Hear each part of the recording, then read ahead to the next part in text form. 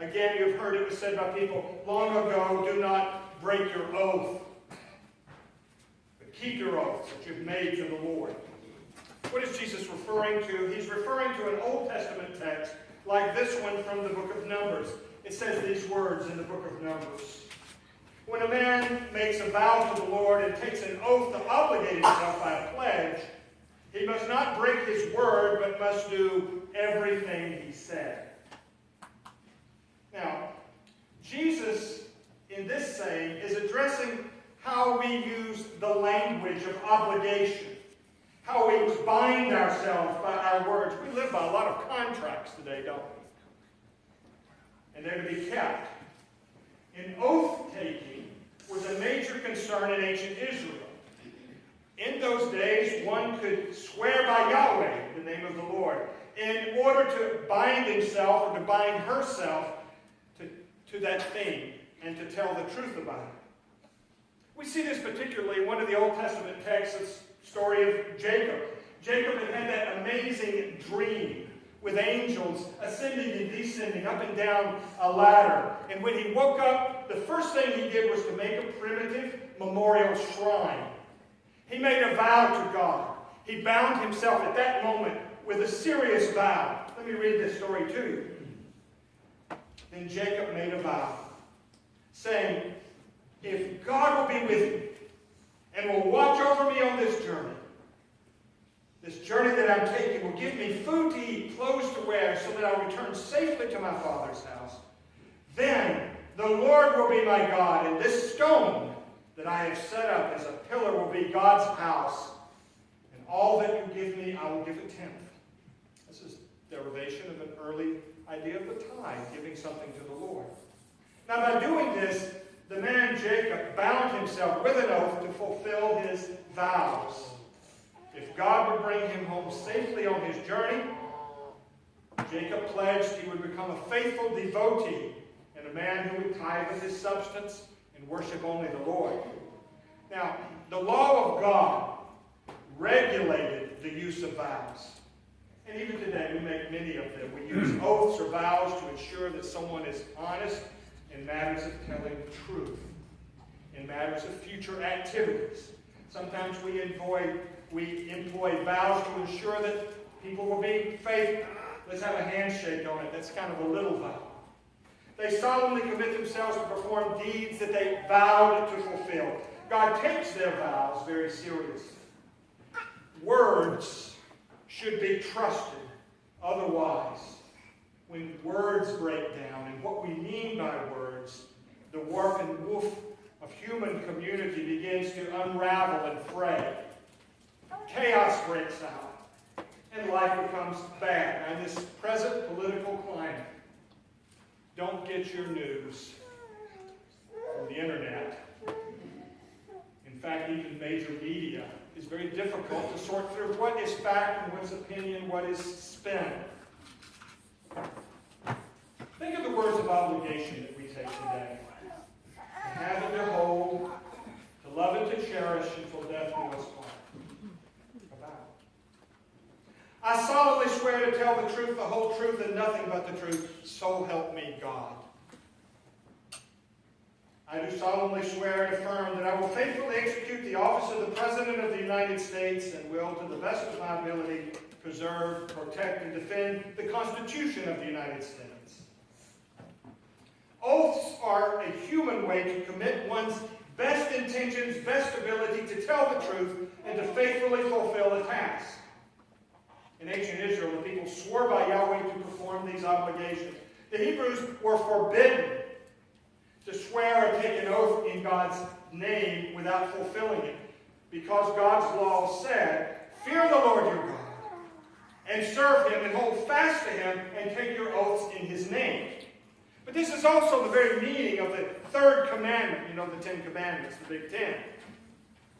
It says in Exodus 20, you shall not misuse the name of the Lord your God, for the Lord will not hold anyone guiltless who misuses his name. The third commandment forbade us to misuse the name of the Lord. When we misuse it, we use God's name in vain, we swear false. I swear by God I'll do this. God be my witness, I'll I'll do this, and we don't even mean it, we're not guiltless then. Without intending to do what we said, or swear in his name frivolously or meaninglessly, to use the name of God in a meaningless way, devalues the name and devalues human life in so doing. And God holds us accountable for any such invocation of the name of the Lord. What vows did you take to fulfill in your church?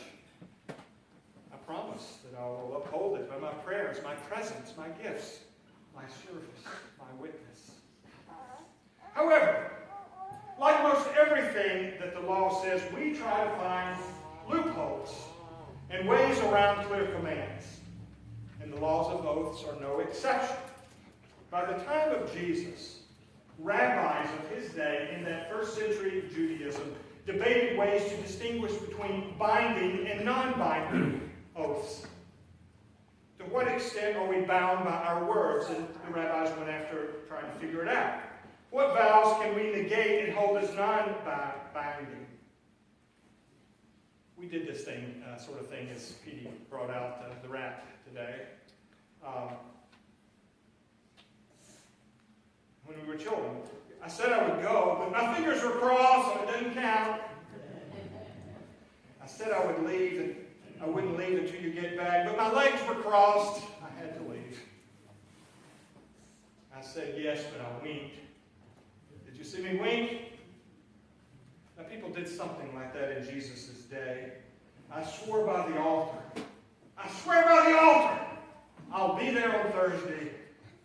But I didn't swear by the gift on the altar, so it really doesn't count. I swear by the temple, but I didn't swear by the gold on the temple, so you can't hold me to it. In Jesus' day, there were teachers of the law that taught detailed formula for distinguishing these binding and these non-binding oaths. Jesus addressed this form of casuistry. I use the word to mean the use of subtle and sophisticated and sometimes deceptive arguments and reasoning, especially on moral issues, to justify and mislead something or to mislead someone. Now, this is what Jesus addressed a few chapters later. We were reading out of Matthew 5 today, but in Matthew 23, Jesus denounced the Pharisees and teachers of the law because of this deliberate application of deception. He said these words. Now listen to these words. These are assumptions. Woe to you, blind guides! You say if anyone swears by the temple, it means nothing, but if anyone swears by the gold on the temple, he's bound by the oath. You blind fools! Which is greater, the gold or the temple that makes the gold sacred? You also say, if anyone swears by the altar, it means nothing, but if anyone swears by the gift on it, he's bound by an oath. You blind men! Which is greater, the gift or the altar that makes the gift sacred? Therefore, he who swears by the altar swears by it, and everything on it. And he who swears by the temple swears by it, by the one who dwells in it. And he who swears by heaven swears by God's throne and the one who sits on it. You see, Jesus will not put up with this kind of misuse of language, this kind of double talk. Jesus protects words. To Jesus, words matter. Catherine Gonzalez was one of my seminary professors, and I remember something that I got in her course when she said this: it's the Christian's duty to guard the integrity of words. When we come here, we want to speak the truth. We want to tell what's true about ourselves. We are sinners needing help. We're not better than other people. That's not why we're here. We're a hospital for sinners. We can't judge other people because Jesus has said not to. We don't judge others, but we want to be merciful because we will find mercy. We want this to be a place where words have integrity. You see, this is deep in what we are as human beings. Human beings, think about it, are word-making creations of God. And that we differ from the animals in that we have culture. Culture, the things that we cultivate deliberately, artifacts, words, concepts, are something that humans do. Culture and even history are possible because we have a very complicated symbol system called language. We have speech. In the ancient Hebrew story, do you remember that in Genesis? where Adam in the Garden of Eden, we read that Adam gave names to all the animals. He categorized things. It was an ancient Hebrew way of acknowledging that human beings have speech, that gift of language, of naming, of classifying, made human progress possible. It made history possible since in language, and especially written language and told stories, we can pass on our learning to succeeding generations, and thus we can progress. With written language, we've written books. Language made human progress possible. Animals biologically evolve, but they don't progress to become more learned and more articulate. They share no stories about heroic elephants of the past or valiant wildebeests. Zebra do not teach their young about courageous zebras whom they should emulate from the past. No aardvark received moral improvement by listening to his mother recount the tale of gallant aardvarks from days gone by. But humans do. We tell tales, we share epic stories. We create myths to condense truth into story form that people can tell around campfires to place ourselves in this world. Children learn stories in the home and in Sunday school and at their mother's knee. Language allows us to be historical beings. We are creatures shaped by a past, but able to transcend our past and create new futures.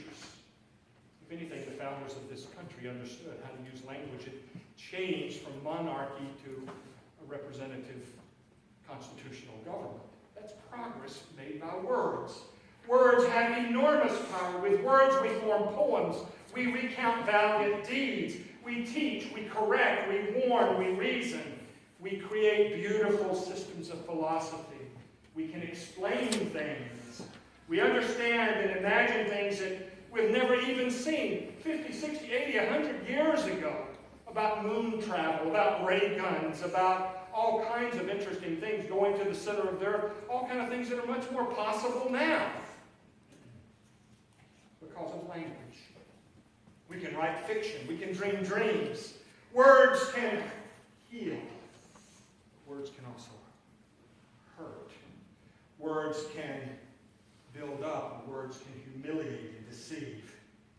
One ancient wise man in the book of Proverbs wrote this: "The tongue has the power of life and death, and those who love it will eat its fruit."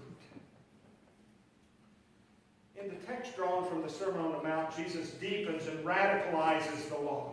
Jesus calls his disciples to exemplify in everyday life complete honesty in their speech. This means that our hearts become increasingly free of guile and free of deceit. You remember when Jesus, I think he saw Philip, and he said, "There's an Israelite indeed, but there is no guile." Someone who's just transparent and honest. Jesus fights for the integrity of speech, sworn speech and unsworn speech.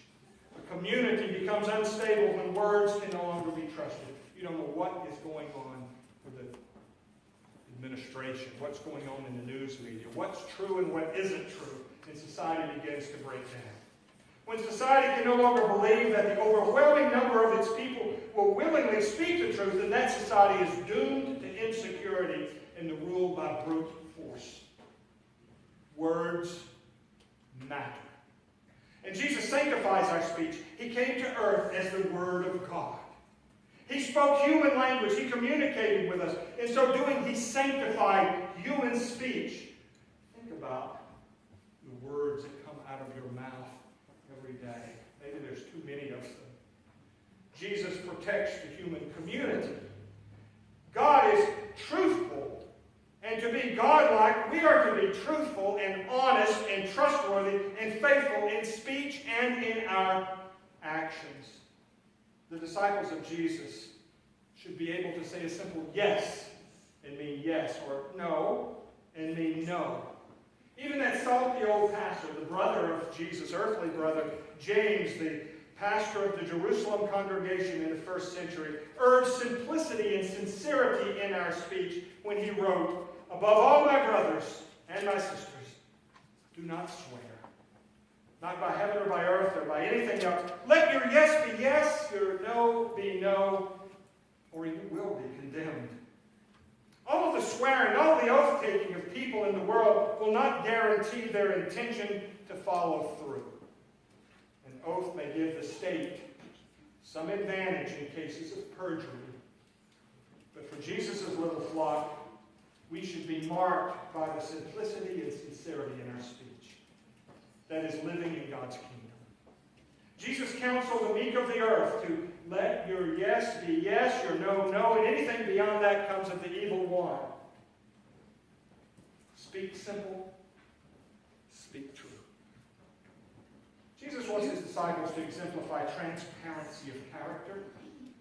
Our words and our deeds must match. There's no need to fortify our words with oaths, call down curses on our head if we do not keep our words. Now, I have served as a pastor for 42 years. And at that time, I have found some people who are reliable.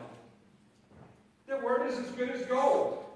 They don't have to swear. They just say they're going to do something.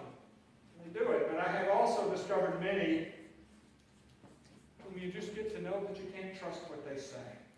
I'm not talking about dishonest people. I don't mean deliberate deceivers who are deliberately set out to try to trick you. I've met a few of those along the way, con men, con artists, but I'm not speaking about them. I'm talking about people who mean well, who intend to do the right thing. They'll make promises and say, yes, I'll be there, but somehow experience teaches you they won't follow through.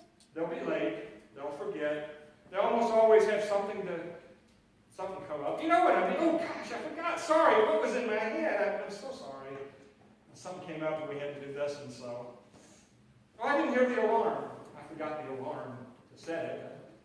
I didn't feel well. Well, I guess I should have called, shouldn't I? Sorry.